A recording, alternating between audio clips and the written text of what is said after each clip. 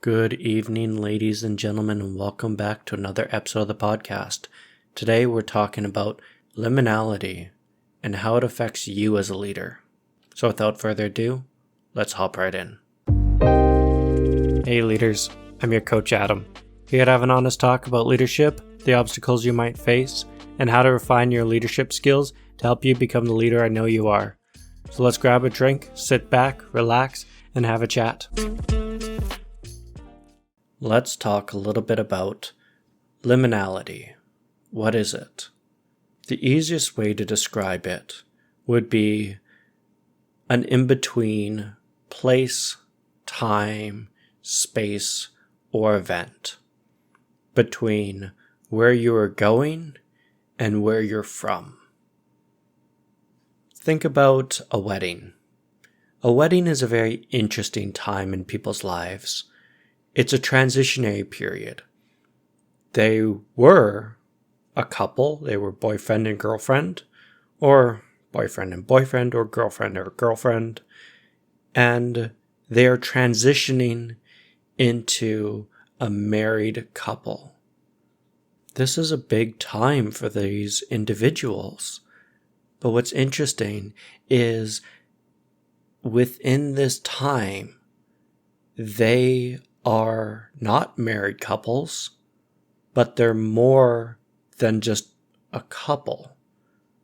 It's a very bizarre space, and it's one that we've all traversed at some point in our lives, and we will traverse again.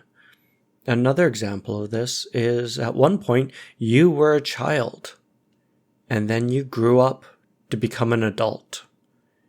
And there was a stage in your life that you were neither a child nor an adult, and that was called puberty. And it's a very bizarre time. What are you? Who are you? What are your likes? What are your dislikes? These are all questions that have to be answered within that transitionary time. It's one of the things that makes puberty so hard. It's building out that identity of who you are. But liminal spaces can be more than just events. They can be physical locations. Imagine going to a hotel and getting a room. You walk into the elevator to go up to your room. At this time, you've stepped into a liminal space. It's a transitionary space. It is not meant to be lived in. It is not meant to be dallied in. It is simply to get you from where you were to where you are going. And as the doors open and you exit onto your level, you're greeted with another liminal space. These are just transitionary spaces. And I know what you're thinking. Couldn't everything be a liminal space? Well, yes and no. For example, the home that I'm in, the home right now is my space. It is my destination. But at any point, if I decided to remove my personal effects, to leave this place and clean it bare, it would change from a destination, from a home, into a liminal space, a transitionary period. Not what it will be, but it's not what it was. Liminal spaces can be more than just physical spaces or events. They can also be periods in people's lives. I once worked with a woman. She had paid me as a coach to help her in her transitionary time. She was looking to become a leader. She wanted to be someone to be admired, somebody that could go on stage and talk to an audience or crowd. She wanted to be somebody that could take her team from where they were all the way up to where she wanted them to go. But she lacked the skills. She lacked the confidence. And when I worked with her, It was fascinating to watch that transition, to watch her move from being a good leader into a great leader, and to see that in-between time when she was neither good nor great. She just was. Now, what's interesting about these liminal spaces is that they are filled with potential. They're very interesting times and places to be in. Because they aren't something already, they are filled with nothing but potential. That empty house can be something magical. It's not constrained by anything. It's not bound to anything. It doesn't have customs attached to it. It could be anything you can imagine and more. But the same thing applies to people. When we move through a liminal space, a point in time in our life that is a transition, it can be an incredibly freeing or liberating time to be alive. That is usually when we feel the most alive. Think about it. We can do whatever we want. Imagine quitting your job right now and tossing your career to the winds. Yes, it's scary, but you've entered into a liminal space, a liminal time where you are not what you were, and we don't know where you're going, but you're going to transition there, and the roads are endless. Nothing is set in stone. Another example of the potential of liminal spaces is Halloween. That magical day, you can be anything you want. You do not have to be a human. You could be a ghost. You could be a monster. You could be a princess. Or maybe a prince. And the rules and the rituals and the social constructs on that day all fall apart. Because children can go to strangers' houses and demand candy from them. At no other point in the year can this happen. It is a special time where almost anything is possible, and you are no longer constrained by the expectations of society.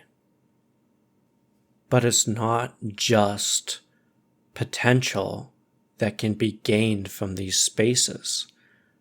No, it can be growth as well. A medical doctor, before he was a doctor, he was a student. And as that student, they had to study and write paper after paper, do assignment after assignment, and study book after book in order to become a doctor. While they were that student, they were in a liminal time, a time that was long and arduous for sure, but a time that they grew into somebody worthy of being called a doctor. That requires a huge amount of growth. Or an individual who is overweight, they're exhausted, they're tired of being fat, they're tired of the health consequences, and they decide to go to the gym and eat healthy, and they begin to work out. It's at this time that they have entered into another liminal space or a liminal time where they are no longer unhealthy, but they're not healthy. It's that transitionary period from one place to the other. And in that transitionary period, there's going to be huge amounts of personal growth that this individual must undertake. They must learn how to work out. They must learn consistency. They must learn how to have healthy habits. They must learn how to eat right. And they must learn to build the willpower within themselves to keep going. This is no easy feat. And if they succeed, they will be reaping the rewards of this well into the future.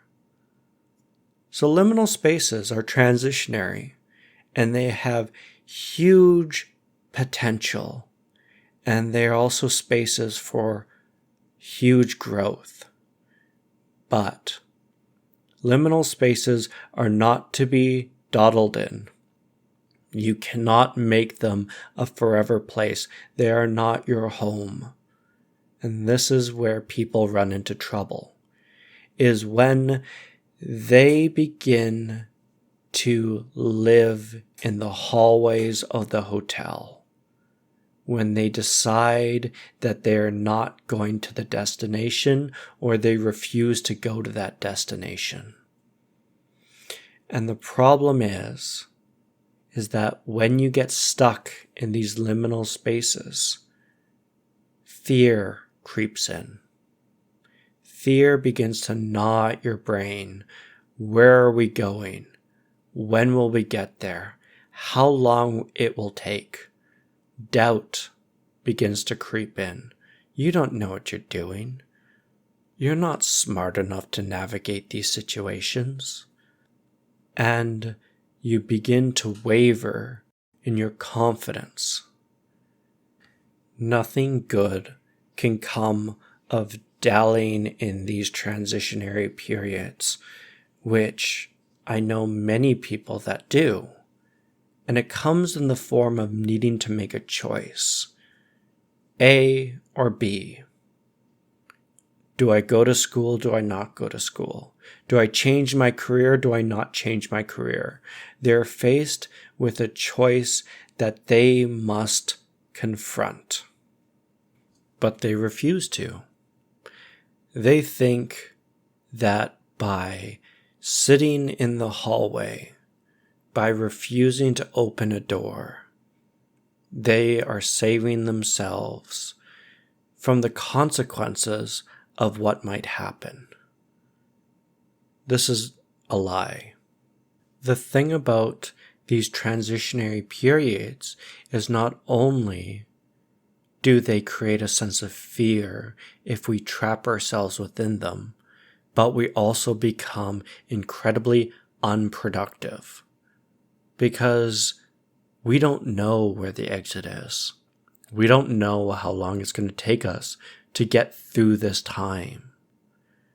On top of that, we become paralyzed in our indecisiveness. How do we even choose? It's not worth it. And when we become paralyzed, nothing gets done. But on top of that, we start distorting the facts. Nothing bad can happen if I don't choose. If we simply keep doing the things that we are doing and not change anything, it'll be okay. But that's the thing. These facts are distorted. By sitting on your hands and not making a choice, you paralyze yourself. You become unproductive. You start worrying about this and you lose energy over this because you're so worried about this choice, this decision. By not changing, you are leading yourself to ruin as your competition moves into the future and you fail to keep up. But again, staying within these spaces comes with pros and cons. And what's of particular interest is that we as leaders are always navigating these liminal spaces. What do you think change management is all about? It's about moving your team from what it was into what it will be. moving it through a liminal space. When somebody quits or gets fired or retires, there's a position on your team that opens up. And within that period of time when it hasn't been filled, you have unlimited potential and room for growth. Who will you hire? Will it be a man, a woman, neither? Will they be old? Will they be young? What type of credentials will they have? What type of outlook on life will they have? Really, the possibilities are endless. And it's only after we hire them and they get integrated into our team that we step out of that period of time. And when it comes to leaders, we are fine with navigating these spaces. When it comes to change management, no sweat. When it comes to learning a new skill, of course. When it comes to the hiring process, easy peasy. But when it comes to certain decisions, sometimes we dilly-dally in the lobby. Sometimes we putz around in the elevator when we need to make a choice. And as leaders, we must always be making choices. That's what we do. As leaders, we are the captain of the ship. We need to decide where the ship goes. And your crew would rather have a bad captain that steers the ship into the rocks than to leave them stranded out on the ocean. Because if you leave your team stranded in these liminal spaces, the fear, the paralysis, the unproductivity, the distortion of facts, all happens to them. They will start having their confidence in you waver because, let's be honest, you're not making the choice, you're not making the decision because you can't for whatever reason. You're paralyzed. And that's not good.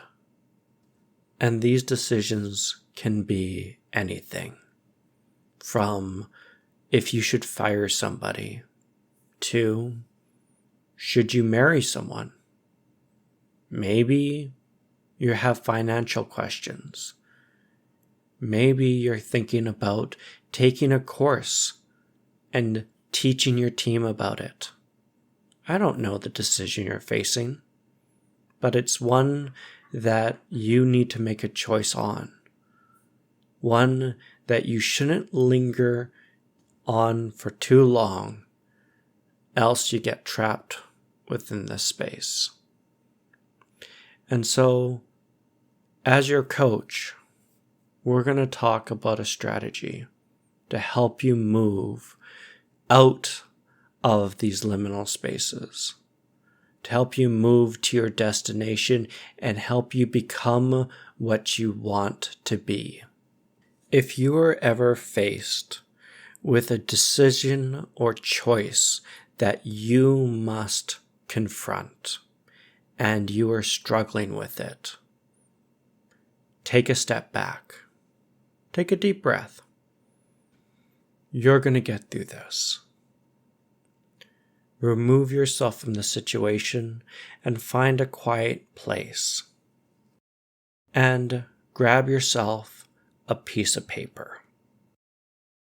On it, we will create what's called the Descartes square.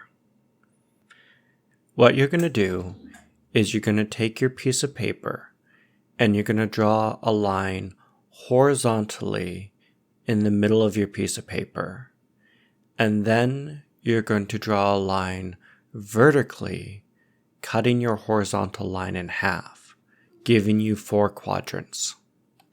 In these 4 quadrants, you are going to ask 4 basic questions. The first one being, what happens if this happens? What happens if it doesn't happen? What will not happen if it happens? what won't happen if it doesn't. And you're going to write out all the possibilities. And through writing out all these possibilities, you're going to look back and be able to understand what course of action you need to pursue. I was working with a client, and they were struggling with putting out a blog post. They had all these concerns with their blog post. Well, what happens if I get clients? What happens if I don't get clients? What happens if nothing happens? These questions were whirling in their mind, and I sat them down and we went through this square. And I asked them, well, what happens if you put out this blog post and you get a response back? And we went through what would happen. And I said, what happens if you put out a blog post and you don't get any response back?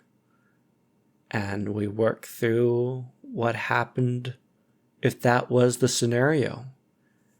And then I asked, what wouldn't happen if you put out that blog post? And they sat with me and thought about it. And they listed off a number of things that wouldn't happen. And I said, what wouldn't happen if you don't put out that blog post at all? And they sat with it. And by the end of our time together, they said, I need to create this blog and put it out there for the world to see. And less than a week later, they had it out. So let's recap what we have talked about today. Liminality and liminal spaces are transitionary periods from where you were to where you are going, from what you will be to what you're not anymore. These are spaces that have great potential as the fabric and expectations of our society fall away, and they are time for huge amounts of growth.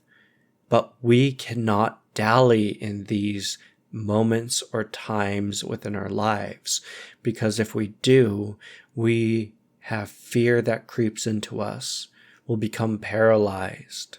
We become unproductive, and we start distorting the facts of what's going on. And if we're working with a team, this will leach into our team members.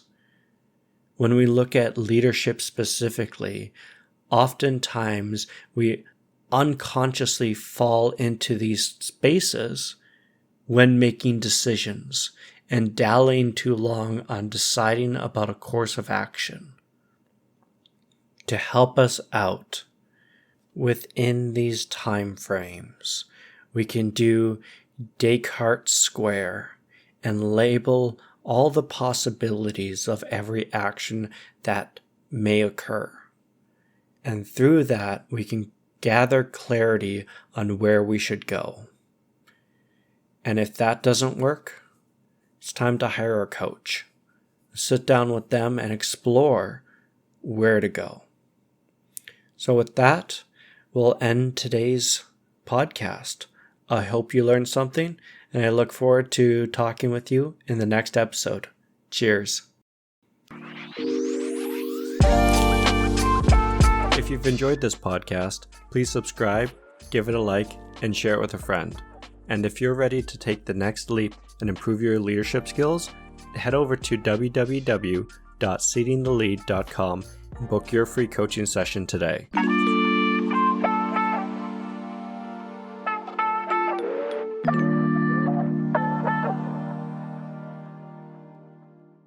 Researching this topic gave me a bit of an existential crisis. And then I learned about liminal horror. And I don't know what to do with this knowledge anymore. Thank God I have Gary.